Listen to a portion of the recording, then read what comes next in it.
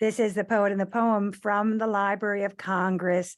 And Tim Seibles is here, and he's going to read a poem. He was the former poet laureate of the state of Virginia, and so much more. You'll see. Here's Tim. I'd like to start with a poem. The poem is actually called Ghost. It's a persona poem in the voice of Dr. Martin Luther King. I figure we just passed his birthday, so I just wanted to remember him this way. I wrote this poem during the previous president's term, and there's a reference I think people will recognize to him. It has an epigraph.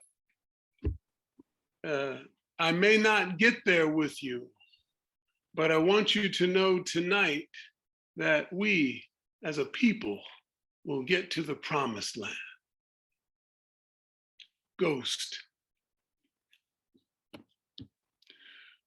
Do you remember that unchecked faith?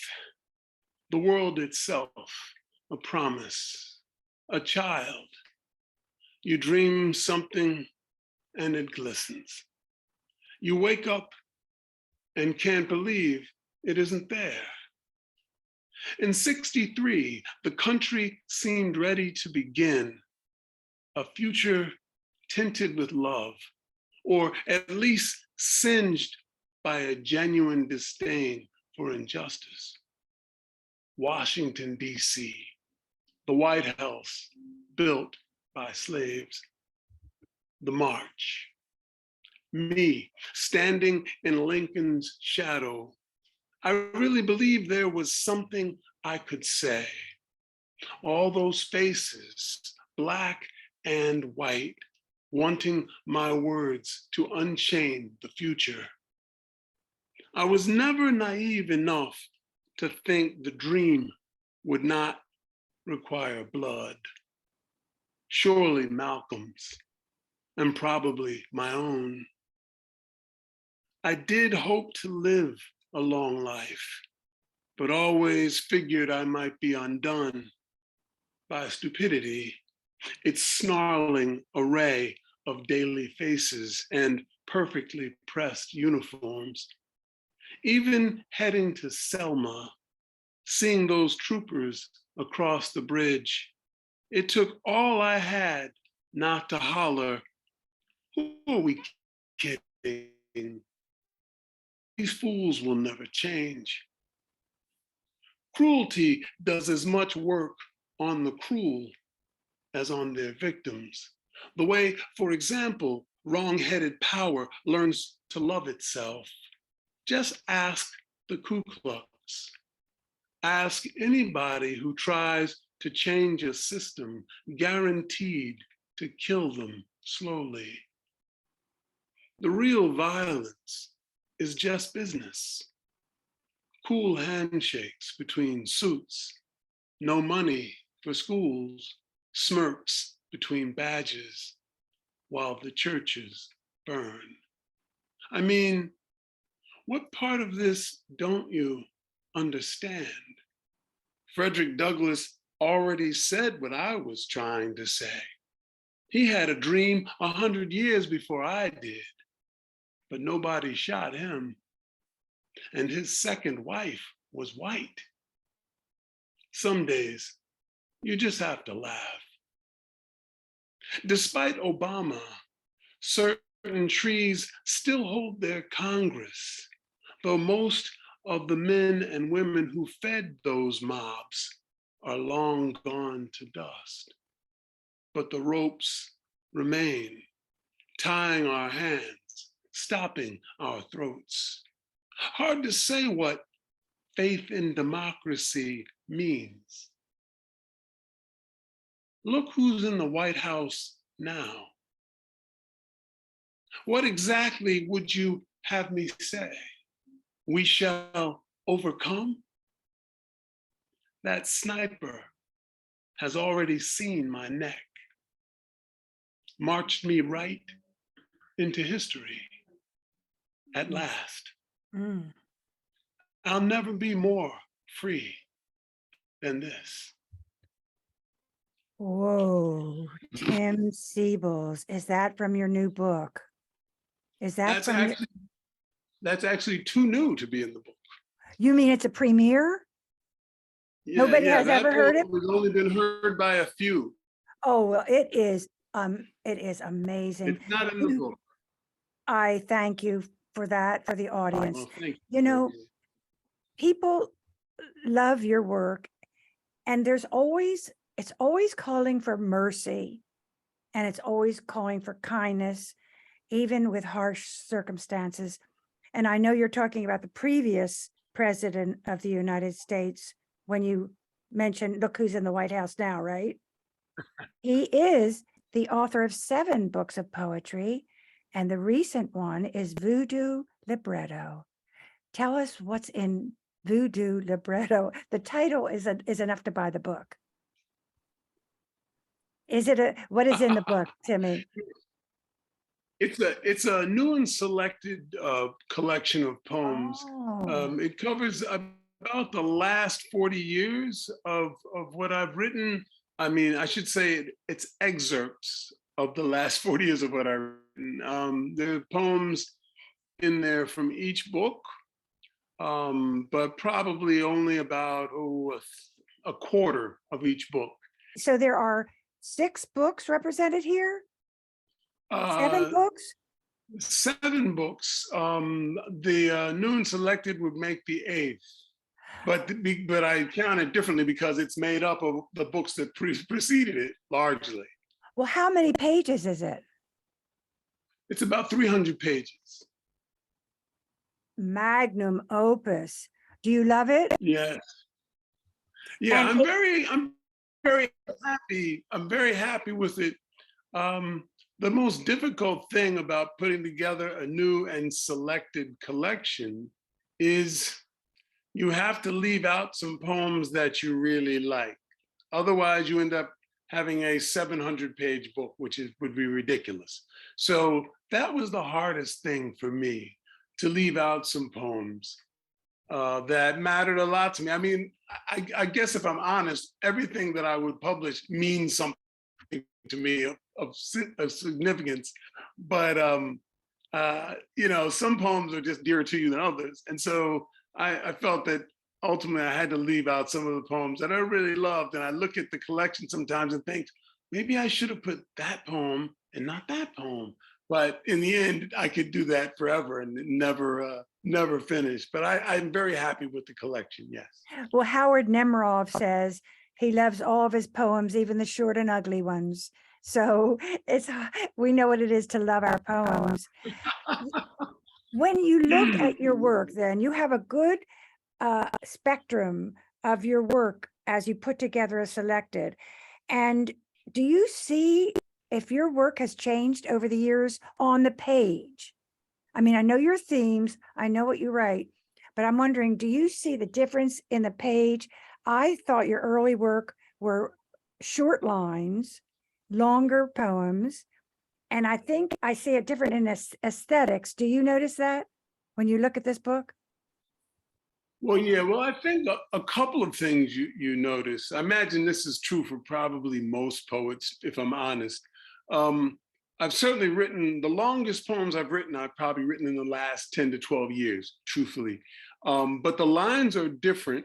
There's the lines, I think I've used longer lines more recently.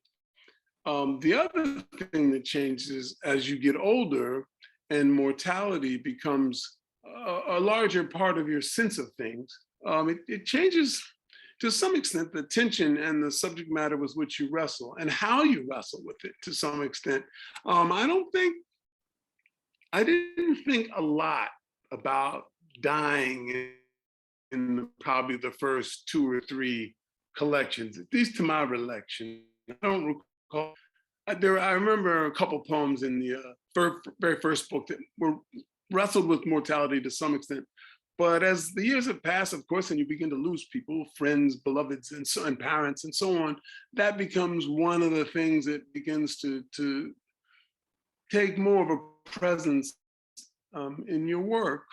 So I don't know. Technically, I like to think that I know more about writing than I used to. I mean, that's me. That's my opinion. Someone could read it and say, not at all, but I'm hoping that I know more about craft. I have a maybe a clearer sense of what a line does or what it can do in any way.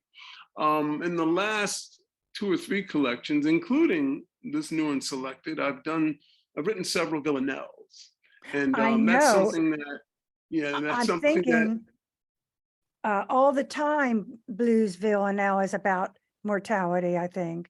That's one I can think yes, of. Well, let's hear yeah, two poems and see where you are and what you're saying. And this is the poet in the poem okay, from the Library of Congress. Tim Seibles is our guest, and I'm Grace Cavalieri. all right. What book will it be from? This is going to be from Voodoo Libretto. This is one of the new and selected poems. I'll read this one, and then I think I'll read another one from there too. Let me see.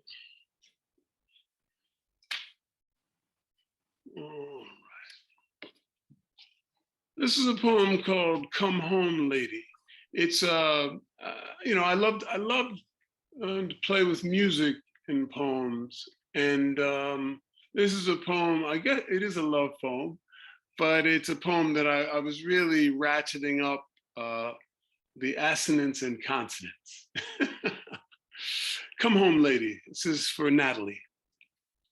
Without you, the seconds limp like sad millipedes in hard shoes. Minutes sag like bad lectures in the late afternoon. Like old men out of smokes, the hours itch and fidget. But soon, your smile, that shard of shooting star, that softly candling chandelier will take my room. Your hips, slick wheels for a hot race. When I see you, my soul is a sous chef. My heart rubs itself a zest worthy of your mouth. Your kiss, April clarinet for this grim November. Big orange crush for my dust bunny life. Oh, let me be that one come hither morsel, that savory flavor and shine on your lips. What sorrow but a grown man stuffed in the trunk of his worry. Your legs, lady, your legs, long as an Alaskan summer day. That easy gait, your velvet thighs, your deeply wise and wicked ways. When I see you, we will dance like bumper cars on rubber streets, like lazy ducks on crazy lakes, like hippos and hobos in toe shoes. Oh, oh, Tim, that is you. You use the body a lot. You use the body to express the spirit a lot. I'm thinking about First Kiss. Now, there's a Yes. poem which is very simple and understandable. You read it, it's accessible, it means everything. And then the internet says, let's analyze this. I think, what's there to analyze about First Kiss? But an ode to my hands. Now, there's an Yeah. early poem of yours where you attribute your lineage to different parts of your body. What is the body to you as your muse? How is the body Well, so important to you? well, I think there are a couple things at work. I've been an athlete all my life, though now I'm an aging athlete. But I was very serious about sports as a young man, and I think that gave me a kind of intense relationship to my physicality as a person.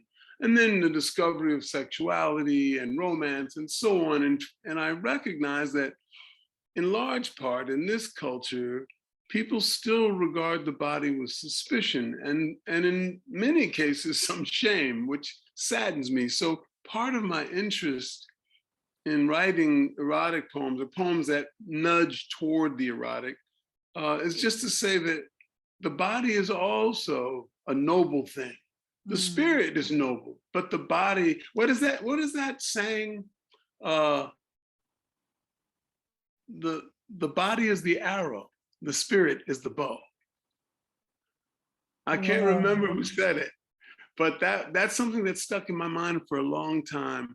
The body is the arrow, the spirit is the bow. So I like to think that there's the relationship between the two that should be celebrated.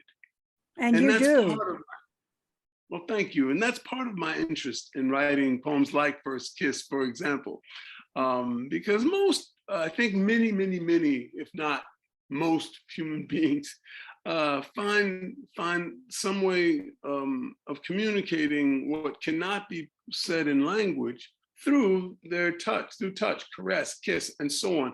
And I like to think that poetry might remind us of that. Well, you honor the spirit and you write by faith as well as sight. So let's hear another poem.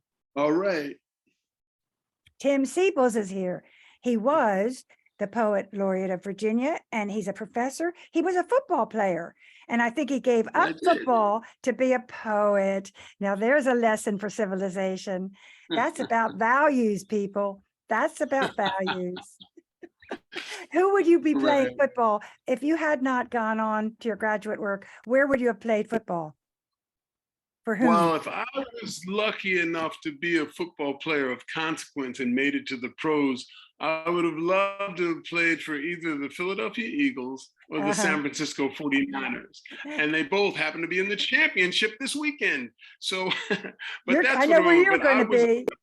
well, I'm going to certainly try to see them. But as a college, what I learned in college was that there are a lot of very, very fine athletes, and I think I was a good athlete. But what I ran into when I played a little college ball was great athletes, and I don't know if I'm a great athlete. So that helped me change my trajectory. And I was lucky enough. I went to Southern Methodist University, and I was really lucky that they started a creative writing emphasis within the English major in my sophomore year as a student. And I just stumbled in there because I like to write. And Michael Ryan was teaching the workshop. And after that one class, I thought, I want to be a poet. That is a really great story. Just think it. Does he know that?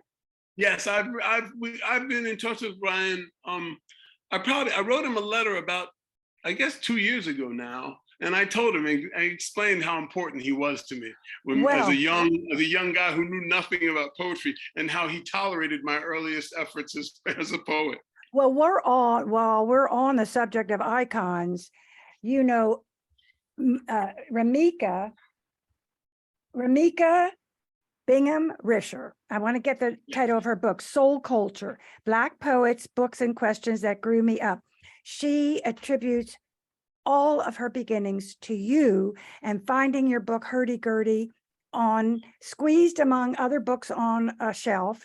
She found that book and she said, amen. This is for me. I am going to be, and what a wonderful book Soul Culture is. And what a beautiful tribute she made to you in one whole chapter and gave you so much of herself and attributed so much of her success. And now you're both teaching at Old Dominion together, right? I'm retired now. I retired. When did you retire? I retired in 2019. I didn't know that. Well, we'll dust you off. We're dusting you off today. And let's hear another poem. Oh, yeah. Well, I haven't retired from writing. Oh, we know I'm just that. not teaching at the university. We know you're never going to retire. Well, you know, you're one of the poets in the world that will never have to worry about getting published. So you've earned it. You've earned it. Let's hear a poem. Well, thank you. This is a poem. It's a different kind of poem. This is in the new selection area section of Voodoo Libretto. It's called Do They Own You? Let me see, make sure that's right. I'm sorry, it's called The Dollars. I'm sorry, I almost mixed up the poems. If I can pull that one out.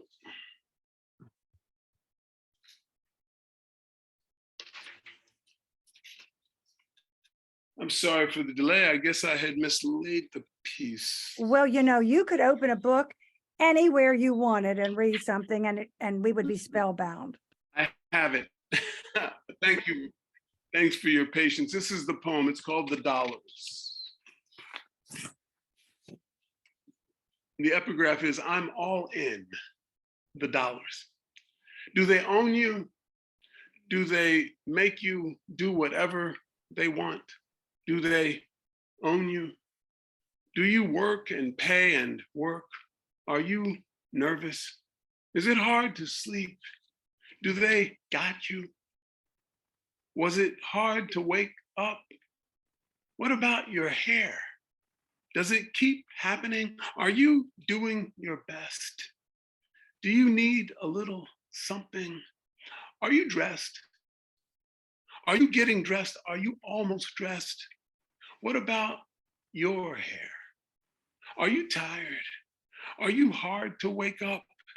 What time is it? How about now? Do they need more? Do they make you? Did they make you over? Are you half dressed? Do they own you? Do you think what you're supposed to? Are you saving? Who are you saving? Are you nervous? Are they watching? Is it hard? Do you ever wake up? Do they own you?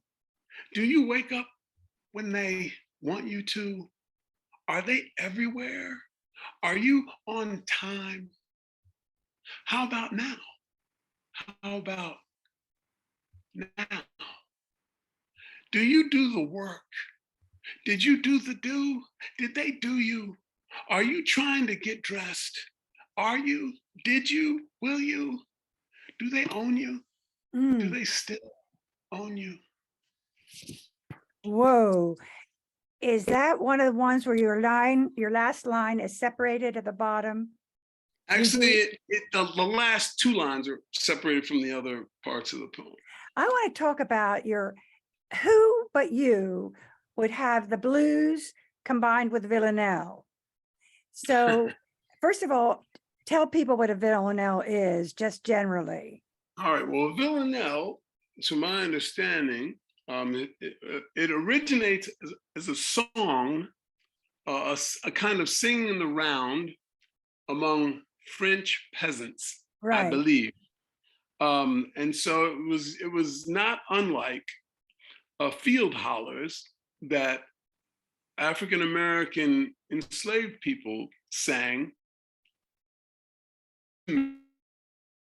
easier. So, and I think also France and Italy actually used this form of singing to make the work easier in the fields, just as field hollers, which evolved into the blues, was used by Black slaves.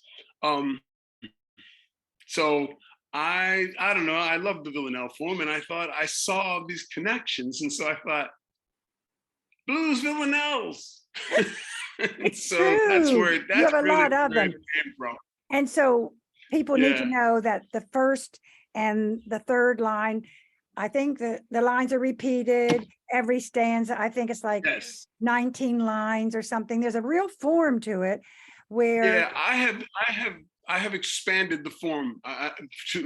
For, I don't know if everyone likes it, but I've expanded it to 25 lines. Mhm. So it's an expanded villanelle. I just thought there was more that might be done if you could stretch a couple more stanzas in there. But yeah, it's the first and the third line are lines that are repeated in alternating stanzas from that point on. And then Right. the last stanza is a 4-line stanza in which both of those lines, the last two lines are those two repeating lines.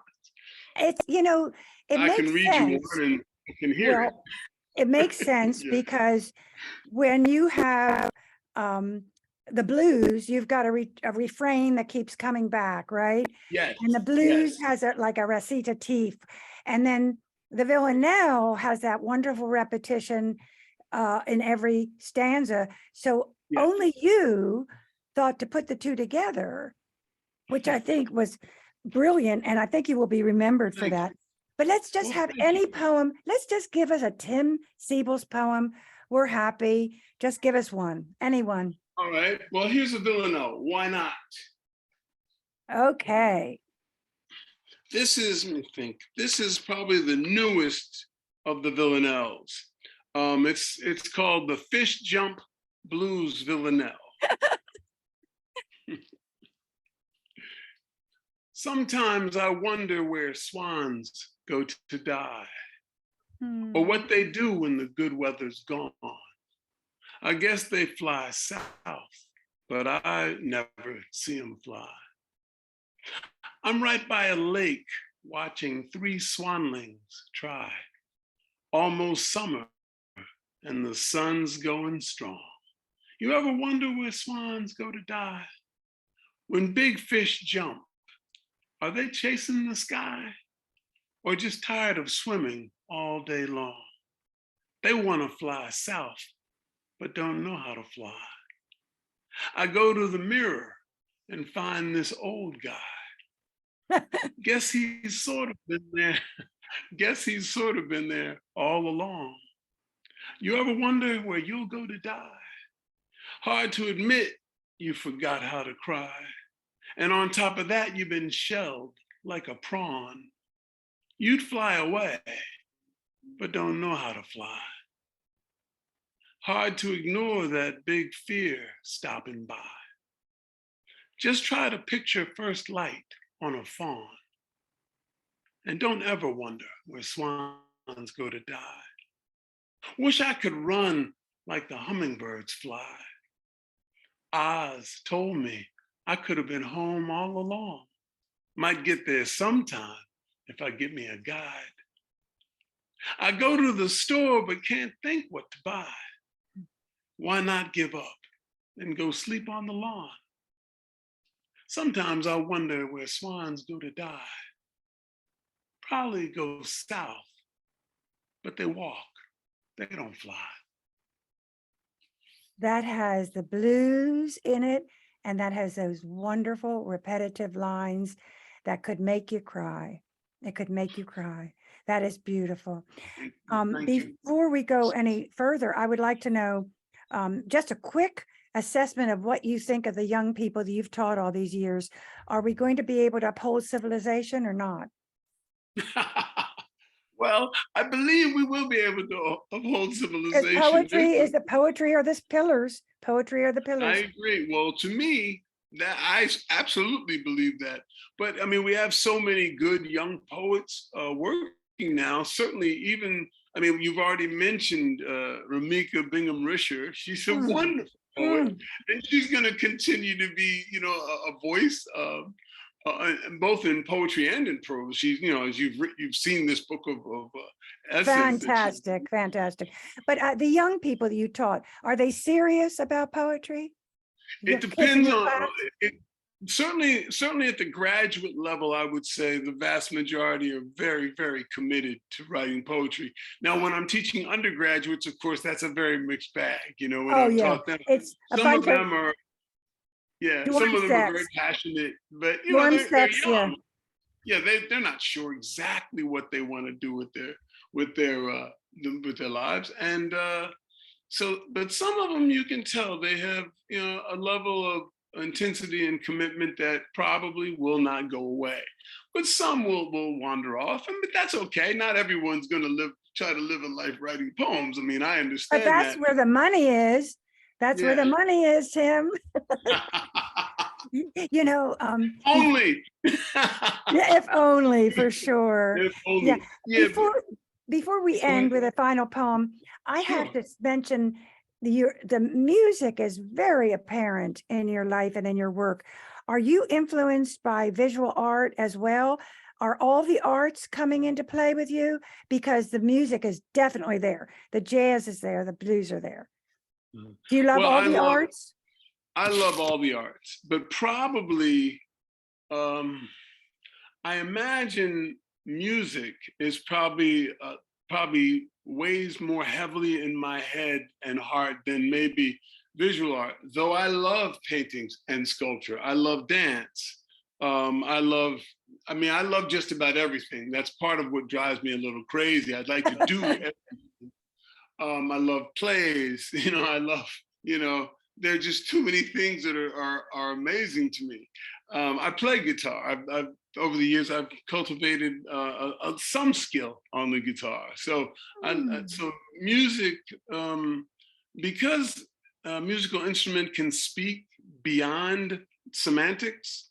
That's a real fascination for me when I'm, because my head is always full of language. I'm always, even when I'm not trying to, I'm turning over this or that idea, whatever. And so when I'm practicing the guitar, for a while, I'm only thinking in terms of music and melodies or Hmm. harmonies.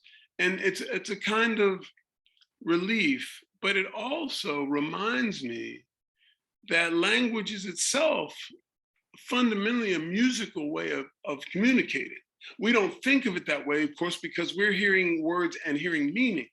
But if you can just step just a little bit back from the semantics and just listen to the sounds that we make when we speak, it's very much like singing. It's just Right. a different kind of singing.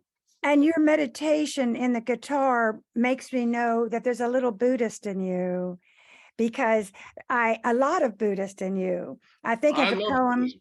I know you do, The Yeah, Ant, the poem, The Ant.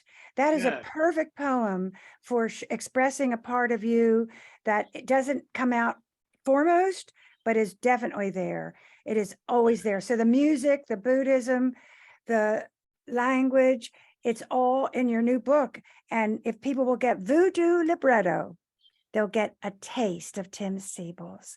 Now give us a final poem. Okay, I'll do it. Maybe I'll read you something. Oh, I don't know if I should go too dark on the closing poem. Maybe I should try to do Well, something. we're big, we're grown up. So you can take it because I thought, We can well, handle it. all right. Well, here's one. Here's one for you then. All right. This is also in Voodoo Libretto. People may. This was also it was also a poem that was recorded, videotaped, um, and it was online for a while. But Oh, it's is in it the on book. YouTube? If we could find it Yeah, on YouTube? Okay. yeah, yes. But I'll read it anyway because it defines a really important period in my life, these last several years. I wrote this poem at 64, at my age of 64. And this is also dedicated to Michael Ryan, who, when I was very young, he had a book in which there was a poem called Poem at 30. And so this poem is called Poem at 64. And I guess I wrote it about 3 or so years ago. It's a kind of meditation. I was talking earlier about mortality. This was one of those poems. Poem at 64. Always surprised to be the age I am, though I guess everything since puberty I remember. That first wet dream, leaving home for college, shaft in Africa, scooping ice cream at Swenson's. And I am by now, by all appearances, someone who has succeeded somehow, while a few good friends and early loves have left this life, passed away, gone on, like my dad would quip and shrug. What to do about so much vanishing? The lazy grin you won't see jump to a laugh. That voicemail you cannot answer. And finding your own jolly self in line for departure. Not wanting to go, but traipsing to the exit anyway. Like drifting toward the door near the end of a party, chatting with her and him, hugging some, squeezing hands, and then you're completely outside. Streetlights and shadowy trees walking you to the car. It just doesn't matter, maybe. Maybe it just doesn't matter what we think about death.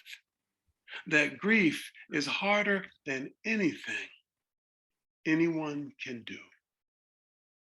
My father, with his love for Count Basie and lumpy buttermilk, is now ashes. He has gone on, joined the chapter invisible, as his Kappa brothers would say. I remember him at 64, forking sardines from those flat cans, some nights pretending to be Red Fox, then trudging up the stairs like any other unfamous man. This was 25 years before he found himself staring down the rifleman on TV, almost nonchalantly waiting for his diaper change. No one ever imagines. I can't imagine ever struggling with a fork, hoping someone will come to feed me. My mother, slow strolling the Alzheimer's road, still doesn't know she's a widow. One time she asked about that man who used to be here, the way you'd inquire about a friend not seen since high school, or an ice cream shop closed long ago. I'm not mad at anybody, got nobody to blame, though a bad feeling keeps pushing me around like Big Sid used to back in the 7th grade. Today, I'm 64, born 64 years ago today. And I might be here again next year. But right now, if I could make the time and make myself less afraid, I would cry like a baby for everyone. The beautiful, beautiful Tim Seibles. And that poem and his work will last longer than we will. This is The Poet and the Poem from the Library of Congress. The program is produced by Forest Woods Media Production. Post-production by Mike Turpin, MET Studios. We wish to thank the Library of Congress for making the program possible. Funding is provided by the Sinipid Fund, by Natalie Canavore, and by Sandy Jackson Cohen. I'm Grace Cavalieri, and Mike Turpin is our engineer.